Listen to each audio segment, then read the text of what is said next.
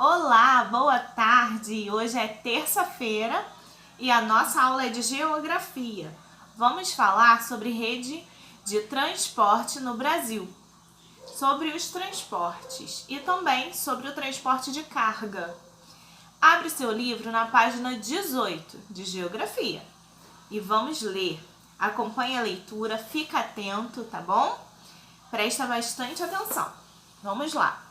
No bairro onde você mora, provavelmente há vias para transporte de carga pelas quais são transportados alimentos, matérias-primas, produtos industrializados, entre outras mercadorias. A integração entre os espaços rural e urbano depende da infraestrutura viária e dos meios de transporte. Para os diferentes tipos de mercadoria, quantidade e distância entre a origem e o destino, utilizam-se os meios de transporte mais adequados. Por exemplo, o abastecimento da população com mercadorias como vegetais, frutas, laticínios, carnes e ovos é realizada pela rede de transporte rodoviário. Então, vamos observar aqui nessa imagem, o transporte de vegetais. Você lembra o que são transportes rodoviários?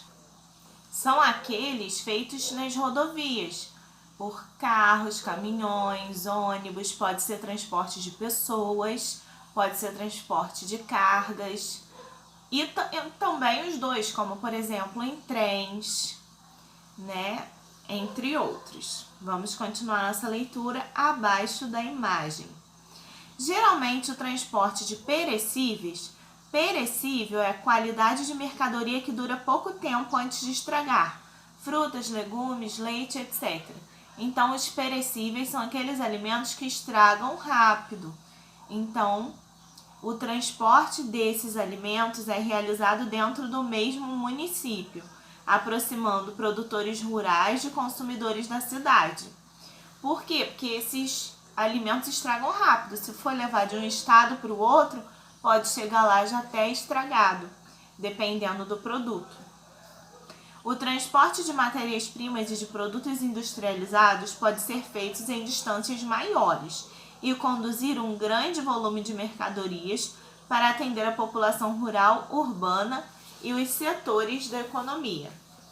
Então, agora nós vamos para a página 19, tá? E nós lemos agora que matéria-prima e produtos industrializados, ou seja, que tem a validade maior, que não estraga fácil, ele pode ser transportado até para outros países, entre estados, entre países, porque a validade dele é longa, ele não estraga à toa e pode ser transportado para outros lugares. Continuando a leitura na página 19. As canalizações externas ou subterrâneas que transportam produtos específicos em longas distâncias são chamados de dutovias. Esse tipo de transporte é dividido em 3 grupos principais. Então, você acompanha aqui na imagem, que também é um tipo de transporte de produtos, que são os dutovias. São os oleodutos, gasodutos e minerodutos. Vamos ver o que cada um transporta. Oleodutos transporta gás natural e petróleo e derivados, como gasolina. Os gasodutos transportam o gás natural. E minerodutos transporta minério de ferro e outros produtos químicos. Essas dutovias, que podem ser oleodutos, gasodutos ou minerodutos, eles podem ficar enterrados ou estarem expostos em determinados locais, por cima da terra, como nós vemos aí nessas 3 imagens. Na primeira imagem são dutos de transporte de petróleo entre o poço e a estação coletora de Canto do Amaro, no município de Mossoró, Rio Grande do Norte. Na segunda imagem, nós temos dutos com gases em Estaleiro Aliança, no Barreto, município de Niterói, no Rio de Janeiro. E na última imagem, mineroduto no município de Santo Antônio do Grama, Minas Gerais. Então, nós vemos aí que a última imagem, né, possivelmente será enterrado e os outros ficam expostos. Entre os transportes hidroviários destacam-se a cabotagem. Esse tipo de navegação é realizado no litoral com a terra à vista, entre os portos de um mesmo país ou portos a pequenas distâncias. Então, o que são os transportes hidroviários? São aqueles feitos na água. Vamos para as nossas atividades. Então, presta atenção. Eu vou fazer a pergunta, você pausa o seu vídeo para responder. E depois você continua, tá? Faça isso em todas as atividades. Analise o infográfico da página 20 e responda as questões a seguir. Então, você vai olhar aqui, ó, na página 20, para você poder responder na página 19. Então, vamos lá. Qual transporte de carga é mais utilizado no Brasil? Vai lá na página 20. Qual a porção aí tá maior, né? A porção aqui no gráfico. Então, você observa. Lembrando que o cinza é rodoviário, o vermelho ferroviário, ferroviário é que vai pelas linhas férreas, né? Pelos trens e metrôs. Aquaviários, que são o azul, né? Que é pela água. Dutoviários, que é o amarelo, que são feitos por dutos. E também o aéreo, né? Que é uma porção também vermelha, né? Então, vamos lá. Segunda pergunta. Qual é o transporte de carga menos utilizado no Brasil? Lembrando que transporte de carga são aqueles transportes que levam mercadorias, produtos, tá bom? C. Qual tipo de transporte de carga é o segundo mais utilizado no Brasil? Então, você vai precisar olhar aí no gráfico para responder com atenção. Terminando, vamos para a página seguinte, página 21. Observe o mapa a seguir e depois responda as questões. Então, nós vamos observar nesse mapa, o título dele é Portos Brasileiros que atendem a navegação de cabotagem. Então, presta bastante atenção, tá? Fica ligadinho aí. Observa o mapa, observa as linhas aí. Cada quadradinho, né, que tem aí é um porto e a ligação entre eles está representado aí pela linha azul. Letra A. Qual tipo de transporte é representado no mapa? Que transporte é esse que está representado aí? Né? Observando o mapa, nós vemos o título e nós já sabemos que tipo de transporte é esse. B. O que significa navegação de cabotagem? Será que você já sabe o que significa? Nós vimos lá na página 19, se eu não me engano, o que significa navegação de cabotagem, tá? Fica ligadinho. Letra C.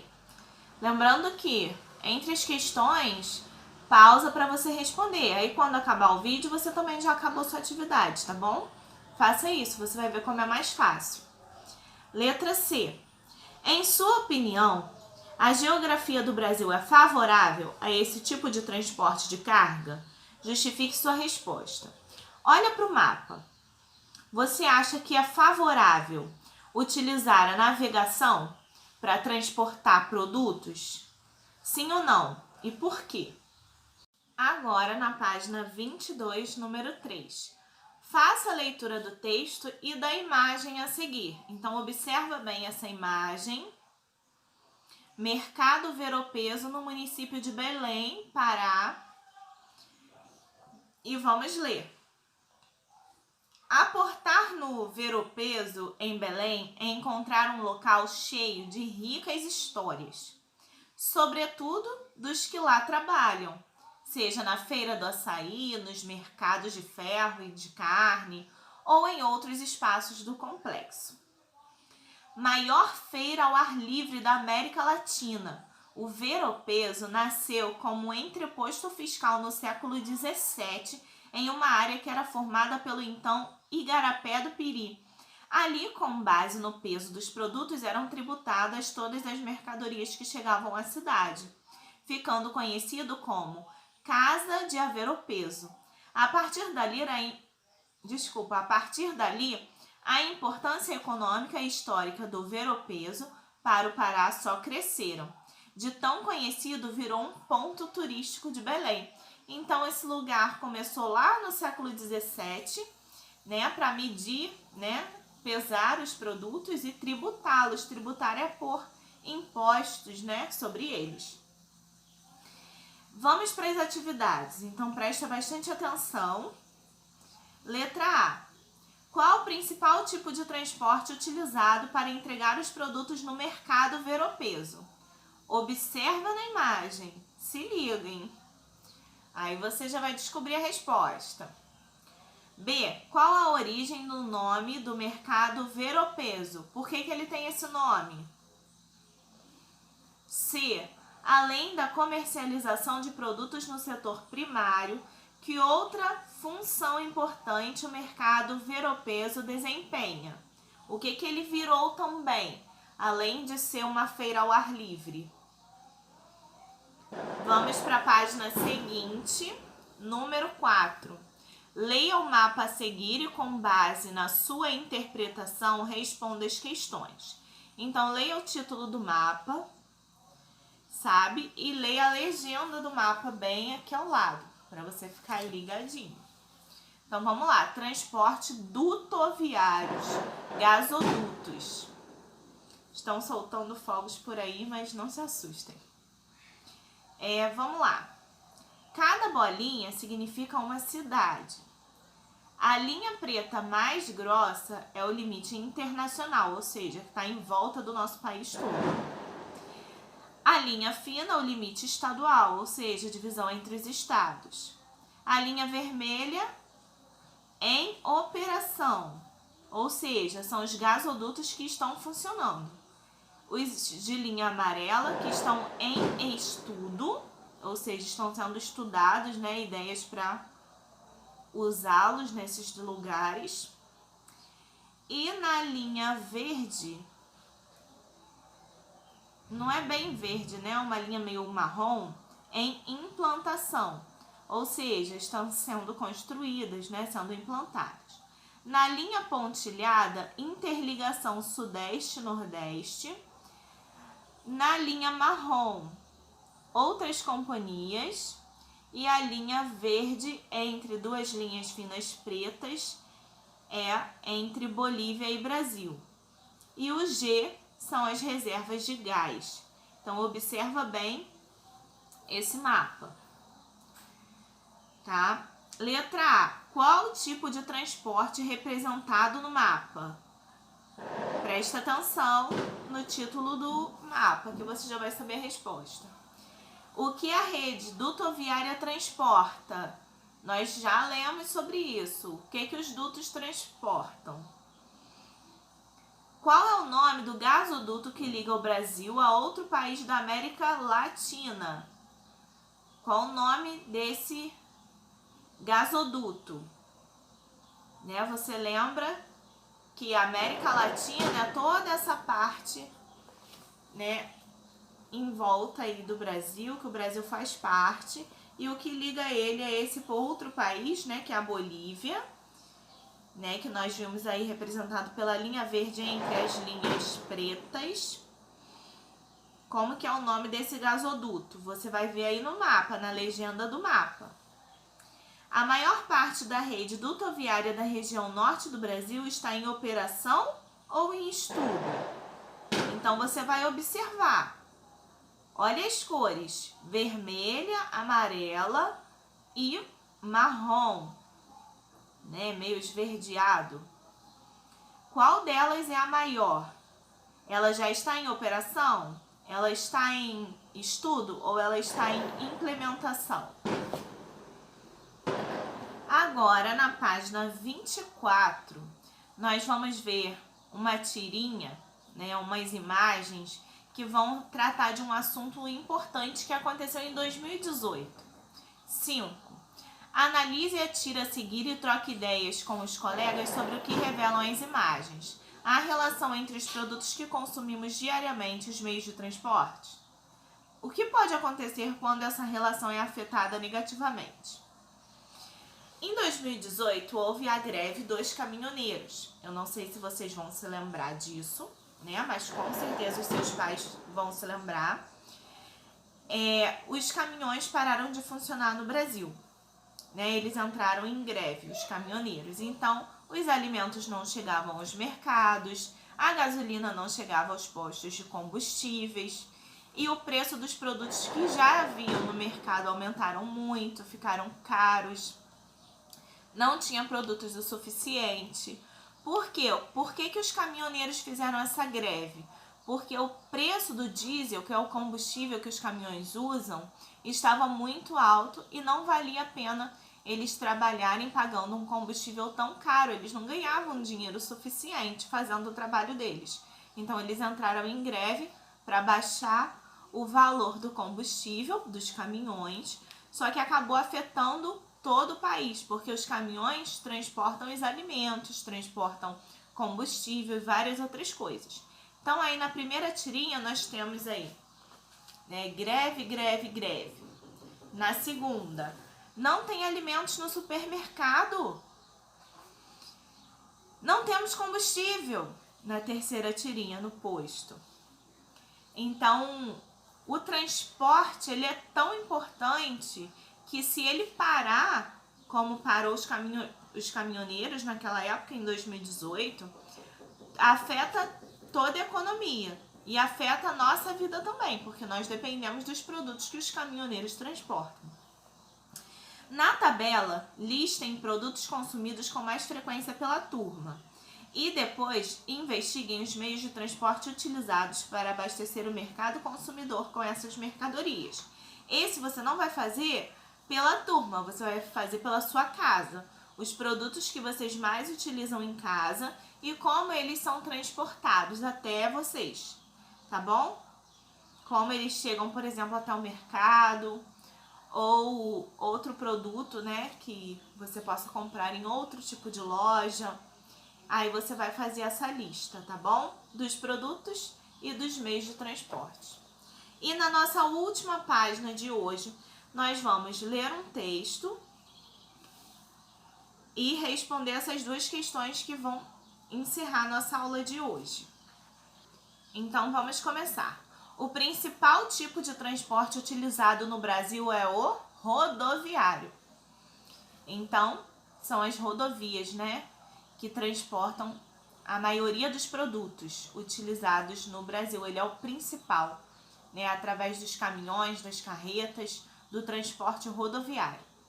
Responsável pela movimentação de mais de 60% das mercadorias e de mais de 90% dos passageiros, o transporte rodoviário enfrenta graves problemas, como a baixa qualidade da infraestrutura no Brasil. Apenas 12,4% da malha rodoviária é pavimentada. O que isso quer dizer? Que as estradas estão em péssimas condições. Então, o asfalto é ruim, tem muitas estradas que ainda são de terras, cheias de buraco, não tem posto de gasolina perto, né, o suficiente para os caminhoneiros, para os trabalhadores, por exemplo, usarem o banheiro, se alimentarem, né, abastecerem os seus caminhões, os seus transportes. Também tem trechos que são perigosos porque são lugares em que há muitos assaltos. Então, assim, o transporte rodoviário ele é o principal, mas ele também é muito precário em muitos lugares, porque as condições de trabalho para quem está ali no caminhão, na carreta transportando, é ruim, né? Às vezes não tem sinalização, placas, né? Tem aquela estrada péssima, cheia de buracos, perigosos, estradas muito estreitas que não tem acostamento.